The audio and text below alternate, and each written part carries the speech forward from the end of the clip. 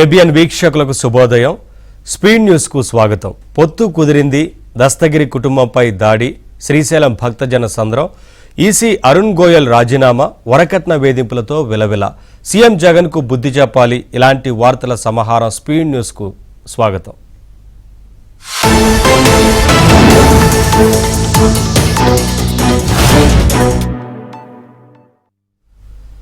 ఏపీలో తెలుగుదేశం, జనసేన, బీజేపీ కలిసి పోటీ చేస్తాయని టీడీపీ నేత కనకమెడల రవీంద్ర కుమార్ తెలిపారు. బీజేపీ అగ్రనేత, కేంద్ర హోంశాఖ మంత్రి అమిత్ షాతో టీడీపీ అధినేత చంద్రబాబు, జనసేన అధినేత పవన్ కళ్యాణ్ భేటీ అయ్యారు. అమిత్ షా నివాసంలో సుమారు 50 నిమిషాల పాటు జరిగిన ఈ సమావేశంలో ఏపీ ఎన్నికల్లో సీట్ల సర్దుబాటుపై చర్చించారు.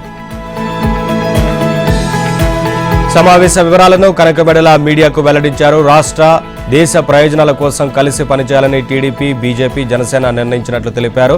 పొత్తుల్లో భాగంగా ఎంపీ, ఎమ్మెల్యే సీట్లలో కొన్ని జనసేన, బీజేపీలకు వెళ్తాయన్నారు.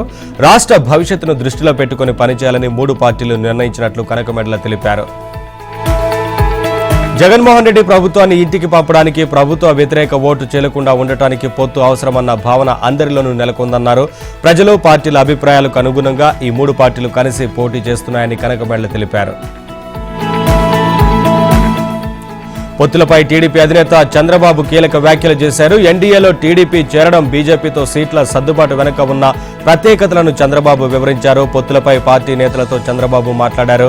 ఏపీ ఉజ్వల భవిష్యత్తు, విభజన హామీల అమలు, అరాచక పాలన, ఆర్థిక క్రమశిక్షణ కట్టుతప్పడం వంటి అంశాల నుంచి రాష్ట్రాన్ని రక్షించేందుకు ఎన్డీఏలో చేరినట్లు టీడీపీ నేతలకు చంద్రబాబు వివరించారు.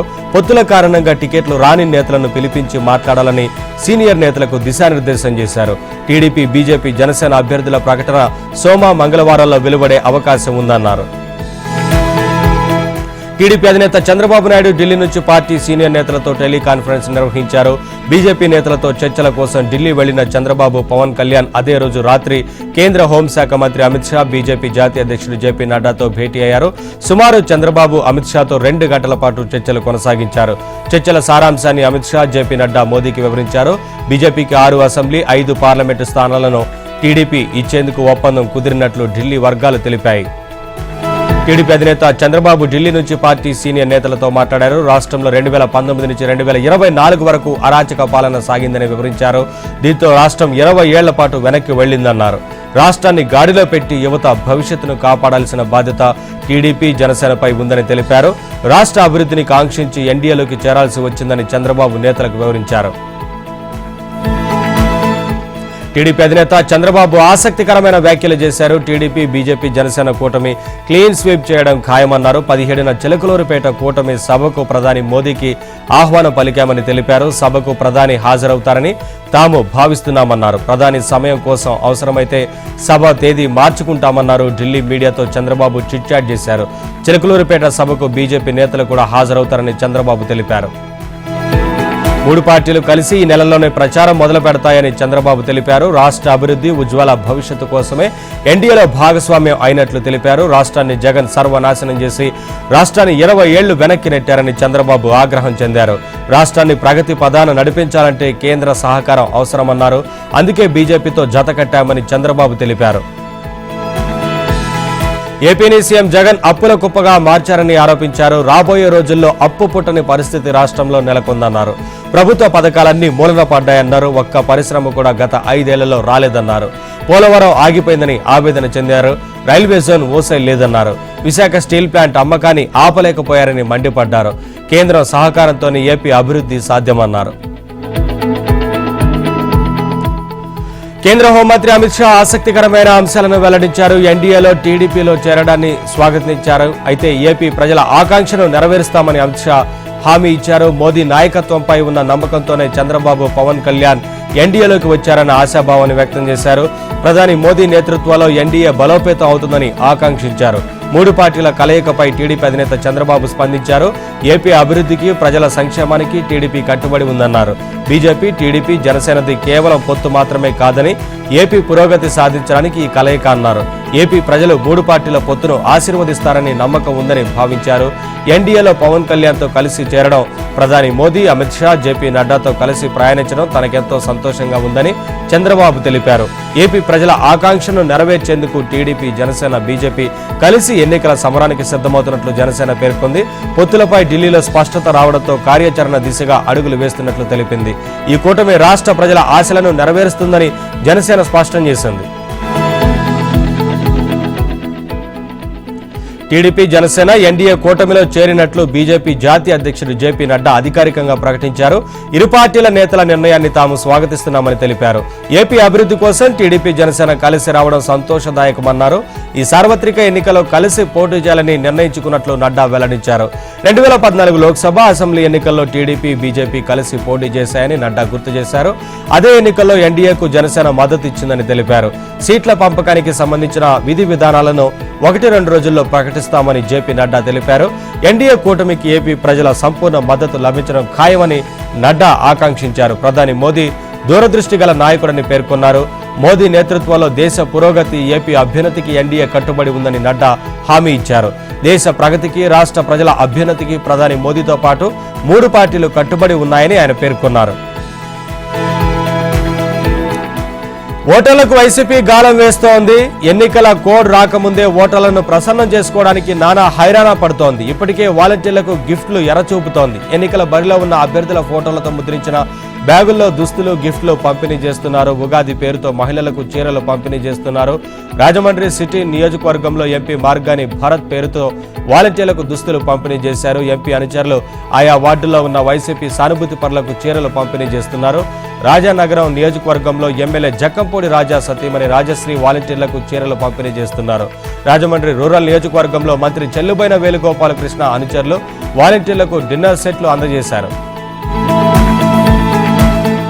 సీఎం జగన్ పై టీడీపీ రాష్ట్ర పొలిట్ బ్యూరో సభ్యులు కాలువ శ్రీనివాసులు ఘాటు వ్యాఖ్యలు చేశారు. సీఎం జగన్ పతనం ఖాయమన్నారు.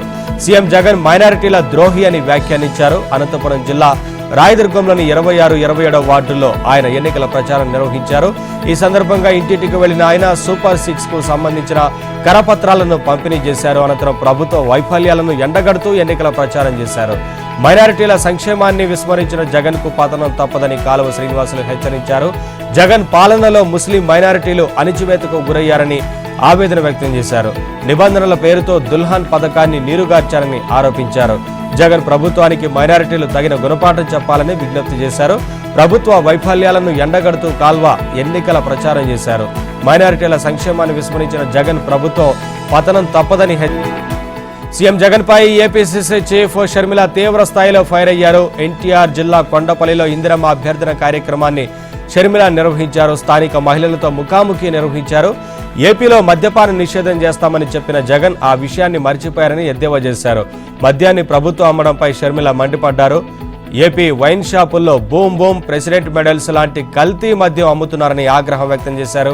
కల్తీ మద్యం తాగితే ప్రజారోగ్యం దెబ్బతింటుందని ఆందోళన చెందారు. ప్రభుత్వానికి మాత్రం ఆదాయం పెరుగుతుందన్నారు. వచ్చే ఎన్నికల్లో జగన్ కు బుద్ధి చెప్పాలని షర్మిల పిలుపునిచ్చారు. ఏపీ వైన్ షాపుల్లో కల్తీ మద్యం దొరుకుతుందని షర్మిల ఆరోపించారు. కల్తీ మద్యంతో ప్రజారోగ్యం దెబ్బతింటుందని షర్మిల హెచ్చరించారు. ఏపీలో అధికార పార్టీ ఉక్కిరిబిక్కిరవుతోంది. ఓవైపు ఎన్నికలు సమీపించడం, మరోవైపు విపక్షాలు పొత్తులు కుదుర్చుకోవడంతో వైసీపీలో కలవరం మొదలైంది. ఇప్పటికే ఇన్ఛార్జీలుగా ప్రకటించిన వారిని పార్టీ అధిష్టానం తాడేపల్లికి పిలిపిస్తోంది.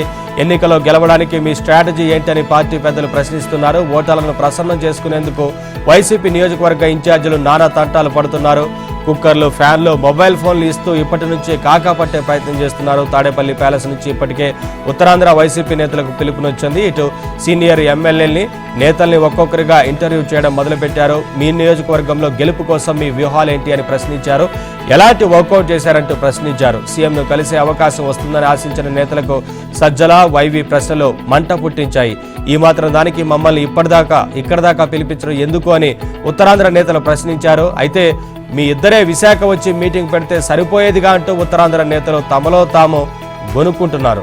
స్పీకర్ తమ్మినేనితో పాటు డిప్యూటీ సీఎంలు, మంత్రులు, ఎమ్మెల్యేలు, ఇతర నేతలంతా కలిపి దాదాపు 20 మంది తాడేపల్లికి వచ్చారు. ఏదో ఊహించుకొని ఇక్కడికి వస్తే ఎలాంటి ఉపయోగం లేకపోయిందని వారు నిట్టూర్చారు. నంద్యాల జిల్లాలోని శ్రీశైల క్షేత్రం భక్తజన సంద్రంలో మారింది. మహాశివరాత్రి సందర్భంగా భ్రమరాంబ మల్లికార్జున స్వామివార్లను దర్శించుకునేందుకు భక్తులు బారులు తీరారు. క్యూ లైన్లు కిక్కిరిసిపోయాయి. ఉచిత దర్శన లైన్లు నిండిపోయాయి. పాసులున్న వారు 3 గంటల్లో, సాధారణ భక్తులు 8 గంటల్లో స్వామి దర్శనం చేసుకున్నారు. భక్తజన సందోహం మధ్య మల్లికార్జున స్వామి రథోత్సవం వైభవంగా సాగింది. శ్రీశైలంలో భ్రమరాంబ మల్లికార్జున స్వామి రథోత్సవం వైభవంగా సాగింది.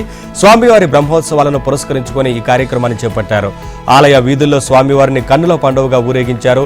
శివనామ స్మరణతో రథోత్సవం హోరెత్తింది. భక్తులు అధిక సంఖ్యలో వచ్చి స్వామివారిని దర్శించుకున్నారు. భ్రమరాంబ మల్లికార్జున స్వామికి వేద పండితులు ప్రత్యేక పూజలు చేశారు. అనంతరం మంగళహారతులు ఇచ్చారు. రథోత్సవంలో ఎస్పీ రఘువీర్ రెడ్డి, ఆలయ చైర్మన్ రెడ్డివారి చక్రపాణి రెడ్డి, ఈవో పెద్దిరాజు తదితరులు పాల్గొన్నారు. ఉప ముఖ్యమంత్రి మల్లుభట్టి విక్రమార్క ఆసక్తికరమైన అంశాలను వెల్లడించారు. కొండలు, గుట్టలు, రోడ్లకు రైతు బంధు ఇవ్వబోమని తేల్చి చెప్పారు. గతంలో రైతు బంధును బీఆర్ఎస్ ప్రభుత్వం 5 నెలల పాటు ఇచ్చిందన్నారు. అయితే వారికంటే తాము తక్కువ సమయంలోనే అందజేస్తున్నామని భట్టి విక్రమార్క తెలిపారు. కొండలు, గుట్టలు, రోడ్లకు రైతు బంధు ఇవ్వకూడదని నిర్ణయించుకున్నామని స్పష్టం చేశారు. ప్రస్తుతం పాత డేటా ప్రకారమే రైతు బంధు ఇస్తున్నట్లు తెలిపారు. రాష్ట్రంలో ఉన్న ప్రతి మహిళను మహాలక్ష్మిగానే భావించి గౌరవిస్తున్నట్లు భట్టి విక్రమార్క తెలిపారు. ఇచ్చిన హామీలను ఒక్కొక్కటిగా అమలు చేస్తున్నామన్నారు. స్వయం సహాయక బృందాలను గత ప్రభుత్వం నిర్వీర్యం చేసిందని ధ్వజమెత్తారు. మార్చి 12న మహిళా సంఘాలకు వడ్డీ లేని రుణాల పథకాన్ని ప్రారంభిస్తామని తెలిపారు. కాళేశ్వరం ప్రాజెక్టు అధికారులపై national dam safety authority committee chief CWC మాజీ చైర్మన్ చంద్రశేఖర్ అయ్యర్ సీరియస్ అయ్యారు. జల సౌదలో జరిగిన కీలక సమావేశంలో ఈ పరిణామం చోటు చేసుకుంది. కాళేశ్వరం ప్రాజెక్టు వివరాలు తెలుసుకునే క్రమంలో అధికారుల తీరుపై అయ్యర్ ఫైర్ అయ్యారు. ఈ భేటీలో కమిటీ అడిగిన ప్రశ్నలకు కొంతమంది అధికారులు క్లారిటీ లేని సమాధానాలు ఇచ్చారు. పలు ప్రశ్నలకు సమాధానాలు లేవంటూ నేరుగా చెప్పడంతో కమిటీ నిర్ఘాంతపోయింది. ఈ క్రమంలో ఇంజనీర్లు ఒకరిపై ఒకరు సాకులు చెప్పుకోవడంతో చంద్రశేఖర్ అయ్యర్ సీరియస్ అయ్యారు. ముఖ్యమంత్రి రేవంత్ రెడ్డి అధ్యక్షతన తెలంగాణ మంత్రి మండలి భేటీకి సిద్ధమవుతోంది. ఈ నెల 12న మంత్రి మండలి భేటీ కానుంది. ఈ సమావేశంలో పలు కీలక నిర్ణయాలు తీసుకుంటారని సమాచారం. మహిళలకు 2500 పథకంపై చర్చించే అవకాశం ఉంది. ఇందిరమ్మ ఇళ్లు, నారాయణపేట, కొడంగల్ ఎత్తిపోతల పథకాలను మంత్రి మండలి ఆమోదించనున్నట్లు సమాచారం. ఈ నెల 13న లోక్సభ ఎన్నికల షెడ్యూల్ రావచ్చని ప్రచారం నెలకొన్న నేపథ్యంలో మంత్రివర్గం పలు సంక్షేమ పథకాలపై కీలక నిర్ణయాలు తీసుకునే అవకాశం ఉంది. మేడిగడ్డ కుంగుబాటుపై విజిలెన్స్ సిఫార్సుల మేరకు క్రిమినల్ కేసుల నమోదు లేదా విశ్రాంత జడ్జిలతో విచారణ అంశంపై కూడా మంత్రి మండలి చర్చించే అవకాశం ఉంది. సీఎం రేవంత్ కు కేటీఆర్ లేఖ రాశారు. ఎన్నికల సమయంలో ఇచ్చిన హామీ మేరకు లేఅవుట్ క్రమబద్ధీకరణ పథకాన్ని అమలు చేయాలని బీఆర్ఎస్ కార్యనిర్వాహక అధ్యక్షుడు కేటీఆర్ డిమాండ్ చేశారు. ఈ మేరకు సీఎం రేవంత్ రెడ్డికి ఆయన లేఖ రాశారు. ఎల్ఆర్ఎస్ అంటే దోపిడీ అని గతంలో మీరన్నారు. ఇవాళ ఎల్ఆర్ఎస్ పేరుతో ప్రజలను ఎందుకు దోపిడీ చేస్తున్నారని కేటీఆర్ ప్రశ్నించారు. ప్రజల కోరిక మేరకు ఈ పథకాన్ని ఉచితంగా అమలు చేయాలని సూచించారు. ప్రజల ఆకాంక్షలకు అనుగుణంగా పనిచేస్తామన్నారు. మీరు అసెంబ్లీలో చెప్పిన మాట వాస్తవమే అయితే వెంటనే మార్గదర్శకాలు విడుదల చేయాలని లేఖలో పేర్కొన్నారు. జగిత్యాలలో ఉద్రిక్తత నెలకొంది. చెక్కుల పంపిణీ కార్యక్రమంలో కాంగ్రెస్, బీఆర్ఎస్ నేతల మధ్య ఘర్షణ జరిగింది. BRS MLA Sanjay Kumar protocol పాటించడం లేదని పార్టీ శ్రేణులు ఆందోళనకు దిగారు. దీంతో వారిని కాంగ్రెస్ శ్రేణులు అడ్డుకున్నారు. ఎమ్మెల్సీ జీవన్ రెడ్డి, ఎమ్మెల్యే సంజయ్ కుమార్ ముందే కార్యకర్తలు కొట్టుకున్నారు. జై బీఆర్ఎస్, జై కాంగ్రెస్ అంటూ పెద్ద ఎత్తున పోటాపోటీగా నినాదాలు చేశారు. కరీంనగర్ జిల్లా వేనవంక మండల తహసీల్దార్గా పనిచేస్తున్న తిరుమలరావును సస్పెండ్ అయ్యారు. Karimnagar collector Pamela Satpathy suspend ఉత్తర్వులు జారీ చేశారు. వేనవంకకు చెందిన రామిడి శివప్రియ అమెరికాలో ఉంటున్నారు. ఆమె పేరుపై ఉన్న 16 గుంటల భూమిని ధరణి ఆపరేటర్ అరుణ్ 3 వ్యక్తుల పేరుపై అక్రమంగా పట్టా చేశాడు. ఆ సమయంలో తహసీల్దార్ తిరుమలరావు ఎన్నికల విధుల్లో ఉన్నారు. ధరణి ఆపరేటర్ అరుణ్ తహసీల్దార్ డిజిటల్ కీని ఉపయోగించి అక్రమంగా పట్టా రూపొందించాడు. ఈ విషయం తెలుసుకున్న తిరుమలరావు పోలీసులకు ఫిర్యాదు చేశారు.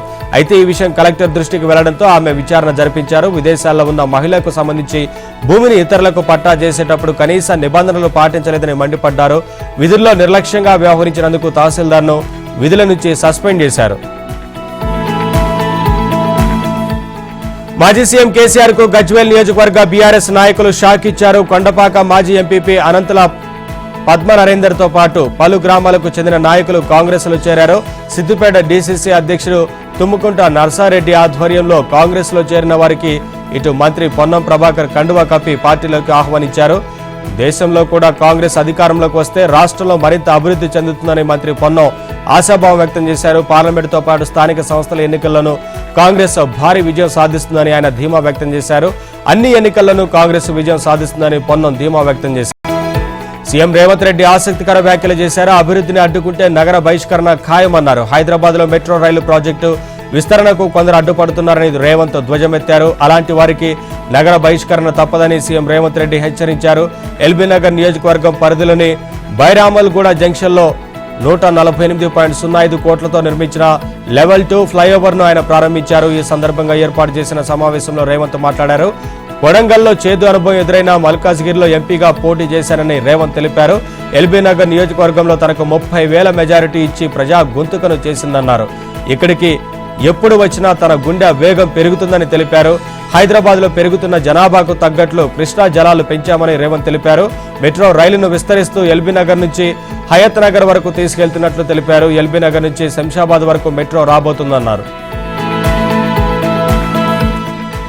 లోక్సభ ఎన్నికలు సమీపించిన వేళ అనూహ్య పరిణామం చోటు చేసుకుంది. కేంద్ర ఎన్నికల సంఘం కమిషనర్ అరుణ్ గోయల్ రాజీనామా చేశారు. దీనికి రాష్ట్రపతి ద్రౌపది ముర్ము ఆమోదం తెలిపారు. ఆయన పదవీ కాలం 2027 డిసెంబర్ వరకు ఉన్నప్పటికీ రాజీనామాకు గల కారణాలు తెలియరాలేదు. 1985 పంజాబ్ క్యాడర్కు చెందిన మాజీ ఐఏఎస్ అధికారి గోయల్ 2022 నవంబర్లో కేంద్ర ఎన్నికల సంఘం కమిషనర్గా నియమితులయ్యారు. ఫిబ్రవరిలో అనూప్ పాండే పదవీ విరమణ. ప్రస్తుతం గోయల్ రాజీనామాతో 3 సభ్యుల కేంద్ర ఎన్నికల సంఘం ప్యానెల్లో ఇప్పుడు ప్రధాన ఎన్నికల కమిషనర్ రాజీవ్ కుమార్ ఒక్కరే మిగిలారు. ఇంగ్లాండ్తో జరిగిన 5వ టెస్టులో భారత్ ఘన విజయం సాధించింది. తొలి ఇన్నింగ్స్లో ఇంగ్లాండ్ 218, భారత్ 477 పరుగులు చేశాయి. రెండో ఇన్నింగ్స్లో బ్యాటింగ్కు దిగిన ఇంగ్లాండ్ 195 పరుగులకు ఆలౌట్ అయింది. భారత్ ఇన్నింగ్స్ 64 పరుగుల తేడాతో విజయం సాధించింది. ఇంగ్లాండ్ బ్యాటర్లలో జో రూట్ 84, బెయిర్స్టో 39 పరుగులు చేశారు. మొత్తం మ్యాచ్లో అశ్విన్ 9 వికెట్లు